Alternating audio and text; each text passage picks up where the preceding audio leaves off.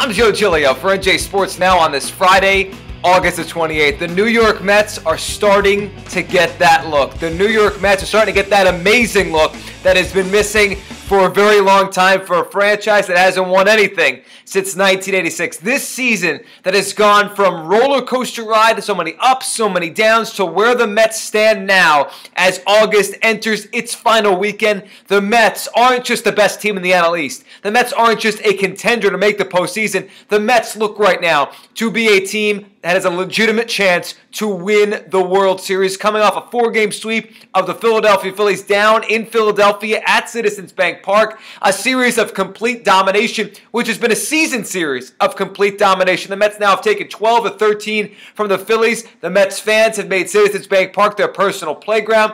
And this series was one of those series where you watch the games, you watch the way the Mets went down in some of these games, down 7-0 the first night, down 5-0 on Thursday night, and they find ways to win. It's one of those years, every year, every summer, as you watch the Major League Baseball slate take form, a team or two emerges where you start thinking of yourself. Sometimes you don't say it out loud right away because you don't want to jinx it if you're a fan. But if you're just an objective observer, you watch these games, you watch these teams, the ebbs and flows of every season, and once in a while, you see a team come around and the way they win games and the stretch and the run they get on and the hot streak they get on in the second half of the season. Last year, it was the Kansas City Royals. Now, ultimately, they didn't win the whole thing. They got beat by the San Francisco Giants. So, nothing's guaranteed. But the Royals were that team. If you watched them in the second half, something was happening. Something different. Something was brewing. That's the Mets right now. Finding ways to win, never out of games. And last night, of course, the most amazing, and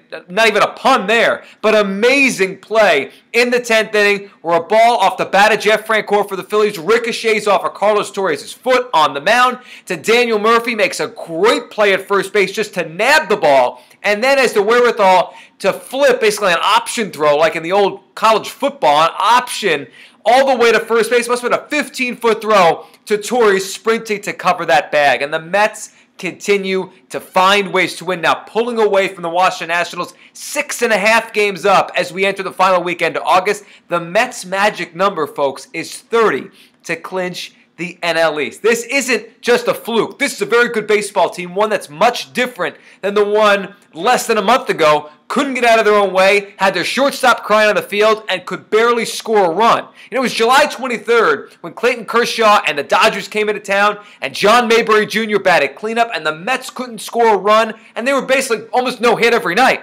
Now you've added 4, 5, 6 new guys to this order, including Yoenis Cespedes and the return of David Wright. With the pitching, with the bullpen, and with the mojo going on with the Mets right now, it is not crazy to say this team is playing like a World Series team right now. And this team has the kind of momentum that will likely carry through into September. And when that happens, the Mets and a destination with an NL East championship, that seems inevitable at this point, which means we're headed for some serious October baseball in Queens. I'm Joe Giglio for NJ Sports Now.